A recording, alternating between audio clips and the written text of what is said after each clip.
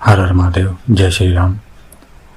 जब आप कोई सिद्धि कर रहे हो और सिद्धि पूर्ण हो जाए तो क्या होगा कि यदि वो शक्ति जिसकी आप सिद्धि कर रहे हो आप पे प्रसन्न हो जाए, आपके समक्ष ध्यान मार्ग में आ जाए, आपसे वचन मांग ले, तब आप उस समय पर क्या करेंगे? देखिए, मैं यहाँ पे सिद्धि की बात कर रहा हूँ, साधना की बात नहीं करना। प्रथम तो साधना और सिद्धि में बहुत ही अंतर होता है, और जैसा कि मैं बार बार कह चुका हूँ कि सिद्धि कभी भी उच्च कोटि की शक्तियों की नहीं करी जा सकती। सिद्धि मुख्यतः जो करी जाती है वो शमशान की शक्तियों की या फिर अप्सराएं यक्षिणी इनकी करी जाती है, अन्य भी शक्तियाँ होती हैं उनकी करी जाती है। परंतु उच्च कोटि की शक्तियों की सिद्धि इतनी आसान नहीं होती और कोई विरला साधक ही कर पाता है, बड़े बड़े साधकों की बात होती है।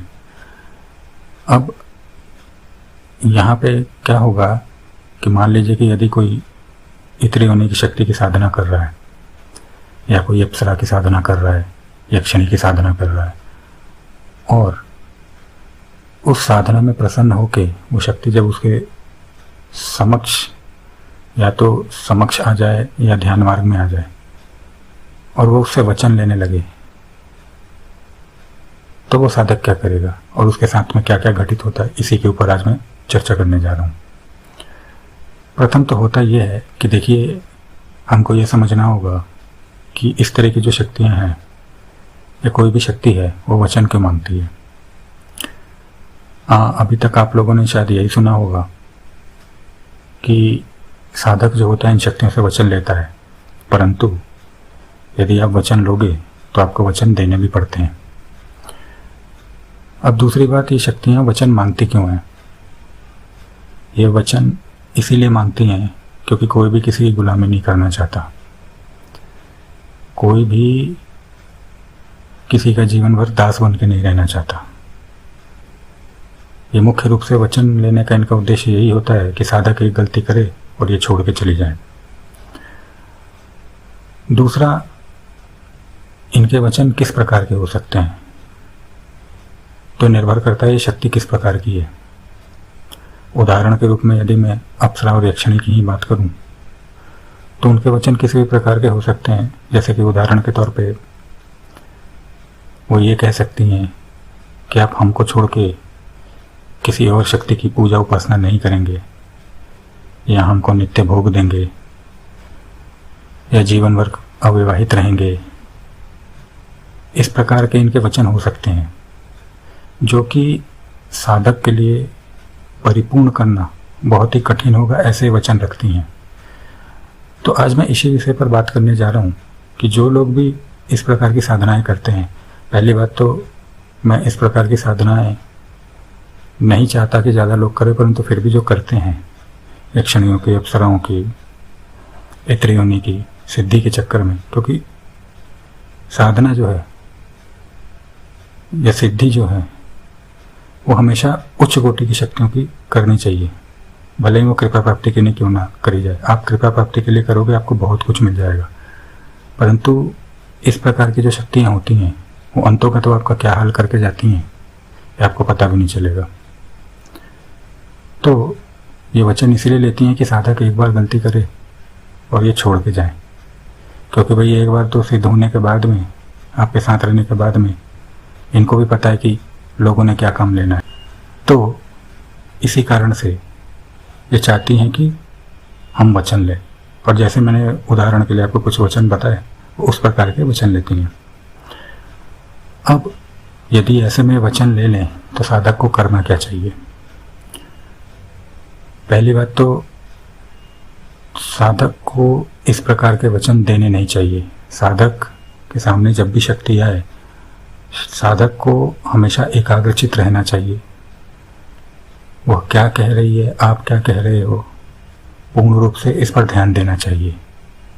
और किसी भी प्रकार की ऐसे कोई वचन यदि कोई शक्ति मांगती है जिस पे कि उस साधक की असहमति है, तो आप लोग उसे देने से मना कर सकते हो।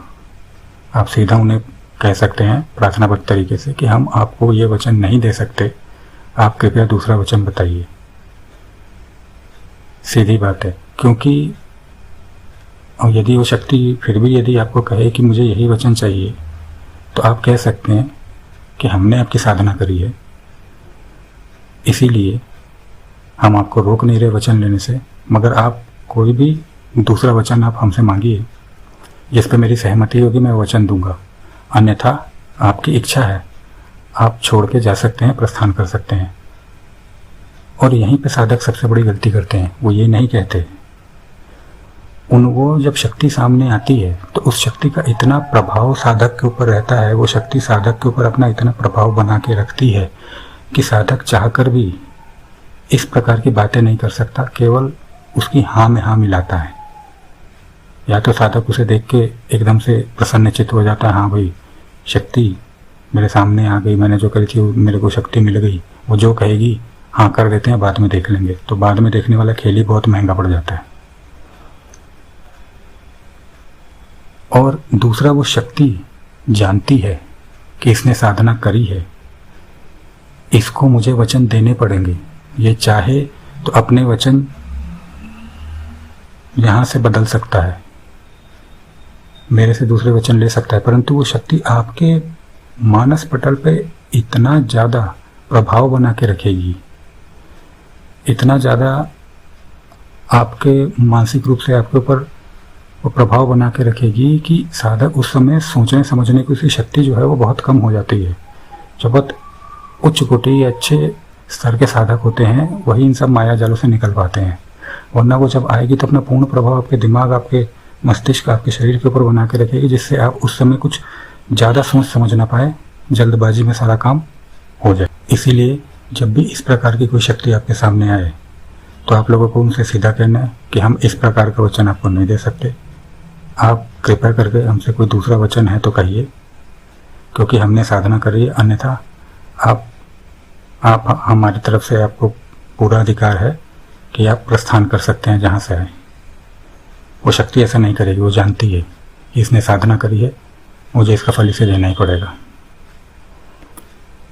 तो आशा करता हूँ कि मैं जो आप लोगों को बता रहा था, समझा रहा था, वो आप लोगों को समझ में आ गया होगा। हर हर महादेव, जय श्री राम।